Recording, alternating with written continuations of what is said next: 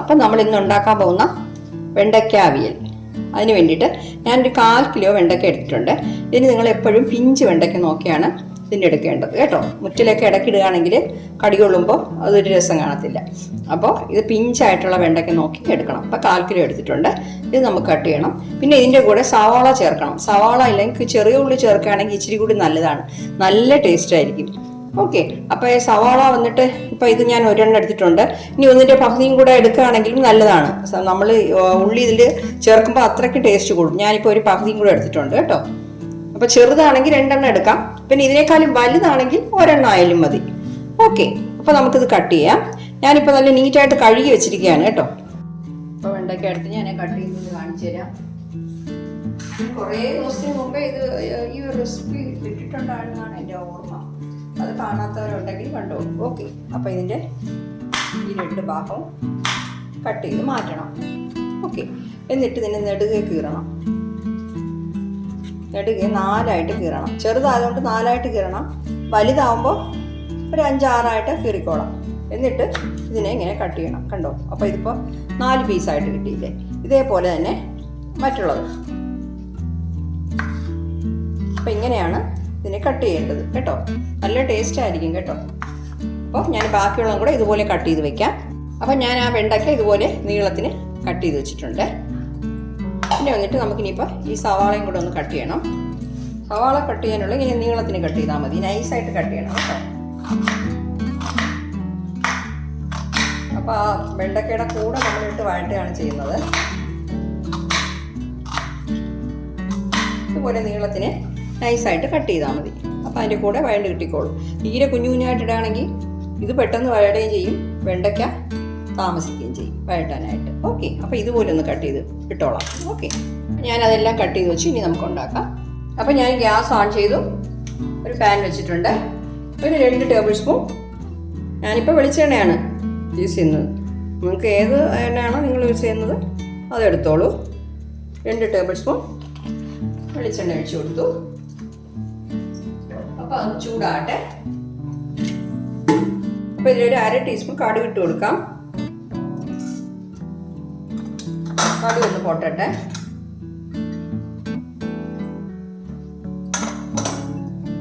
അപ്പോൾ ഇതിൻ്റെ കൂടെ കുറച്ച് കറിവേപ്പിലയും കൂടെ ഇട്ട് കൊടുക്കണം കേട്ടോ. എൻ്റെ കയ്യിൽ കറിവേപ്പില ഇല്ല ഇപ്പം, അതുകൊണ്ടാണ് ഞാൻ ഇടാത്തത്. ഉണ്ടായിരിക്കുമ്പോൾ ശരിക്കും ഉണ്ടായിരിക്കും, ചീത്തയായി കളയും. പക്ഷെ ഇന്ന് തീരെ ഇല്ല.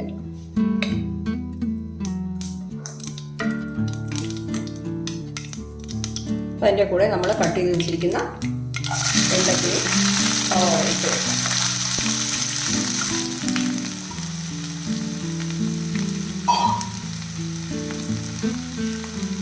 ശകല ഉപ്പും കൂടെ ഇട്ട് കൊടുക്കുന്നേ. എല്ലാം കൂടെ ഒന്ന് വഴറ്റിയെടുക്കണം. ഉപ്പൊക്കെ ഇട്ട് കഴിയുമ്പോൾ ആ ഉപ്പ് എല്ലാ ഇടത്തും പുരളുന്ന രീതിയിൽ വേണം നമ്മൾ അതിങ്ങനെ ഇളക്കാനായിട്ട്.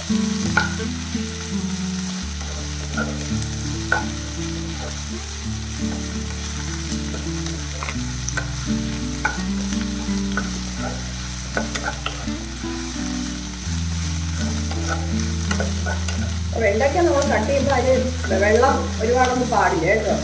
നമ്മൾ കഴുകിയിട്ട് വെള്ളമൊക്കെ ചിലരാണെങ്കിൽ തുണി വെച്ച് വെള്ളമൊക്കെ തുടയ്ക്കും. ഇപ്പം ഞാൻ അങ്ങനെയൊന്നും ചെയ്തില്ല. ആ വെള്ളത്തിൻ്റെ അംശമൊക്കെ നല്ല മാറിയതിന് ശേഷം നമ്മൾ കട്ട് ചെയ്യണം. അല്ലെങ്കിൽ നമ്മളിങ്ങനെ ഇടുമ്പോൾ എല്ലാം കൂടെ കുഴവഴാന്ന് ആയിപ്പോകും. ഓക്കെ, അപ്പം ഇതിന് വെള്ളമൊന്നും നമ്മൾ ചേർക്കേണ്ട ആവശ്യമില്ല. അപ്പോൾ പിഞ്ചി വെണ്ടയ്ക്ക എടുക്കുമ്പോൾ നമുക്ക് നല്ല രീതിയിൽ വഴണ്ട് കിട്ടും. അപ്പോൾ മീഡിയം ഫ്ലെയിമിൽ വെച്ചിട്ട് നമുക്കിതൊന്ന് വഴറ്റിയെടുക്കാം. ഇടയ്ക്കിടയ്ക്ക് ഇളക്കി കൊടുത്തുകൊണ്ടിരിക്കണം കേട്ടോ. അപ്പോൾ നമുക്ക് അതിനുള്ള അരപ്പ് തയ്യാറാക്കാം. ഫ്ലെയിം കൂട്ടി വെക്കരുത്.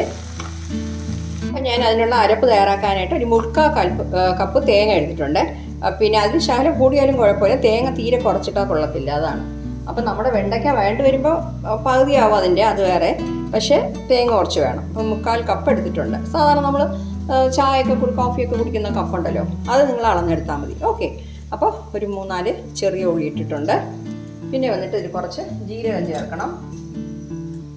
ഒരു 1/2 ടീസ്പൂൺ ജീരകം. പിന്നെ വന്നിട്ട് ഞാനിതിൽ ചേർക്കുന്നത് പച്ചമുളകാണ്. പച്ചമുളക് ഇല്ലെങ്കിൽ സാധാരണ നമ്മുടെ മുളക് പൊടിയും ചേർക്കാം കേട്ടോ. ഞാനിപ്പോൾ 2 പച്ചമുളക് എടുത്തിട്ടുണ്ട്. എരിവ് കൂടിയ പച്ചമുളകാണെങ്കിൽ നോക്കിക്കോണേ, ഒരെണ്ണമായാലും മതി, കുഴപ്പമില്ല. ഇനിയിപ്പോൾ ശകലം പുളി, നമ്മൾ സാധാരണ അവിയലൊക്കെ ചേർക്കൂലേ അതുപോലത്തെ പുളി, തീരെ കുറച്ച് മാത്രം പുളി മതി. ഓക്കെ, അതും കൂടെ ചേർത്ത് കൊടുക്കാം. പുളി കൂടിപ്പോണ്ട, കണ്ടോ, ഇത്രയും മതി. നമ്മൾ ചമ്മന്തിയൊക്കെ ഉണ്ടാക്കുമ്പോഴും സാധാരണ അവിയലൊക്കെ ഉണ്ടാക്കുമ്പോഴും ഒക്കെ ഇത് നമ്മൾ നല്ല രീതിയിൽ പൊടിച്ചെടുക്കാം. തീരെ പേസ്റ്റായിട്ട് അരയ്ക്കൊന്നും വേണ്ട. കുറച്ച് മഞ്ഞപ്പൊടിയും കൂടെ ചേർക്കണം, ഞാൻ ആദ്യം ചേർക്കാൻ വിട്ടുപോയതാണ്. ഓക്കെ, മഞ്ഞപ്പൊടിയും കൂടെ ചേർത്തിട്ടുണ്ട്. ഇനി നമുക്കിത് ഒന്ന് നമ്മൾ സാധാരണ അവിയലിനൊക്കെ അരയ്ക്കും പോലെ അരച്ചെടുക്കാം. ഞാൻ വെള്ളമൊന്നും ചേർത്തിട്ടില്ല. കണ്ടോ, ഞാനത് അരച്ചെടുത്തിട്ടുണ്ട്. കണ്ടോ, ഇതുപോലെ ഇങ്ങനെ അരച്ചെടുത്താൽ മതി. ഓക്കെ, അപ്പോൾ നമ്മളിപ്പോൾ മറ്റേ ചുമന്ന മുളകിൻ്റെ പൊടി ഇടുകയാണെന്നുണ്ടെങ്കിൽ ഈ കളറല്ല, ചെറിയൊരു ചുമപ്പ് കളറായിരിക്കും, അങ്ങനെയും ചെയ്യാം. അപ്പോൾ കണ്ടോ, നമ്മൾ അരയ്ക്കുന്നതിനിടയ്ക്ക് നമ്മുടെ വെണ്ടയ്ക്ക നല്ല രീതിയിൽ വഴണ്ടിട്ടുണ്ട്. സവാളയൊക്കെ നിറം മാറിയിട്ടുണ്ട്. കേട്ടോ, വെള്ളമൊന്നും ചേർക്കാനാണ് വഴറ്റിയത് കേട്ടോ. ഫ്ലെയിം കുറച്ച് വെച്ചിട്ട് വഴറ്റിയാൽ മതി.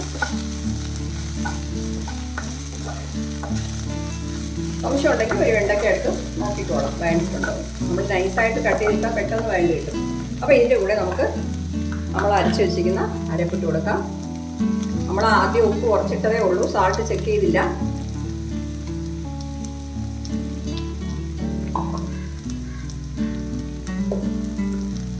ഉപ്പ് മതിയാവും തോന്നുന്നില്ല, കൂടെ ചേർക്കേണ്ടി വരും. അപ്പോൾ ഇതെല്ലാം കൂടെ ഒന്ന് മിക്സ് ചെയ്യാം. ഇപ്പോഴൊക്കെ ഫ്ലെയിം കുറച്ച് വെച്ചിരുന്നാൽ മതി.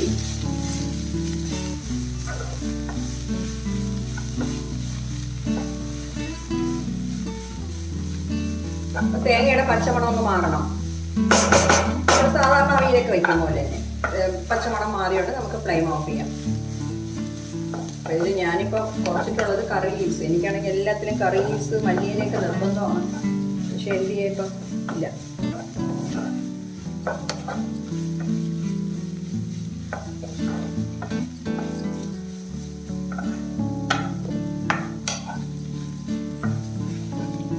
അപ്പോൾ ഒന്ന് സാൾട്ട് ചെക്ക് ചെയ്തോളൂ.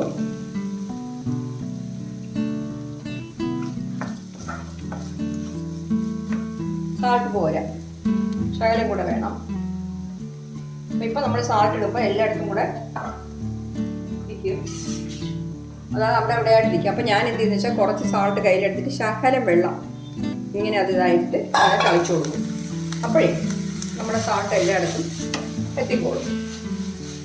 ഇല്ല നമ്മൾ പൊടി ഇടുകയാണെങ്കിൽ അവിടെ പൊടിയായിട്ടിരിക്കും. എന്ന് പറഞ്ഞ് വെള്ളം കൂടുതലൊന്നും ഒഴിച്ച് കളയരുത് കേട്ടോ. വെണ്ടയ്ക്കാണ് എല്ലാം കൂടെ കുഴകുഴാന്നായി പോകും.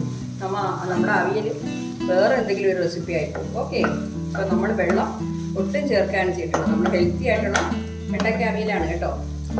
വെണ്ടയ്ക്കയും സവാളയും ഇതിൽ നമ്മൾ ചേർത്തിട്ടുള്ളത് 2 സ്പൂൺ ഓയിൽ മാത്രം വെക്കാനായിട്ട്. വേറെ വേണ്ടാത്ത കാര്യങ്ങളൊന്നും ചേർത്തിട്ടില്ല.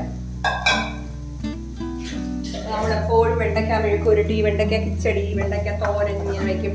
അല്ലെങ്കിൽ സാമ്പാറിലും തീയലിലും ഒക്കെ ഇടും. അങ്ങനെയൊക്കെയാണ് ചെയ്യുന്നത് കൂടുതലും. ഇതുപോലെ വെണ്ടയ്ക്ക അവിയൽ ഉണ്ടാക്കാറില്ല. അപ്പം നിങ്ങൾ ഇതുപോലെ ഒന്ന് ചെയ്ത് നോക്കണം കേട്ടോ. തേങ്ങ ഇത്രയും വേണം കണ്ടോ. ഇട്ടപ്പം ഇതെങ്ങനെയുള്ളൂ 1/4 കപ്പ്. അത് 1/4 കിലോ വെണ്ടയ്ക്കയ്ക്ക് ഞാൻ 1/4 കപ്പ് എടുത്തിട്ടുണ്ട്. അപ്പോൾ കുറച്ചുകൂടെ അതിൻ്റെ പച്ചമണം മാറി കിട്ടട്ടെ. അപ്പം നമ്മുടെ വെണ്ടയ്ക്കയുടെ ആ തേങ്ങ ഇട്ടല്ലോ, തേങ്ങയുടെ പച്ചമണമൊക്കെ മാറിയിട്ടുണ്ട്. ഒന്ന് എടുത്ത് ടേസ്റ്റ് ചെയ്ത് നോക്കിയാൽ അറിയാൻ പറ്റും.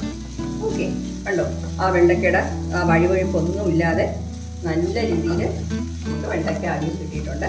ഞാനിപ്പോൾ ഫ്ലെയിം ഓഫ് ചെയ്യുന്നേ. നമ്മുടെ വെണ്ടയ്ക്ക അവിയൽ സൂപ്പറായിട്ട് കിട്ടിയിട്ടുണ്ട്. എല്ലാവരും ഇതൊന്ന് ട്രൈ ചെയ്ത് നോക്കണം കേട്ടോ. നോക്കിയിട്ട് നിങ്ങളുടെ ഫീഡ്ബാക്ക് അറിയിക്കണം. Okay, thank you.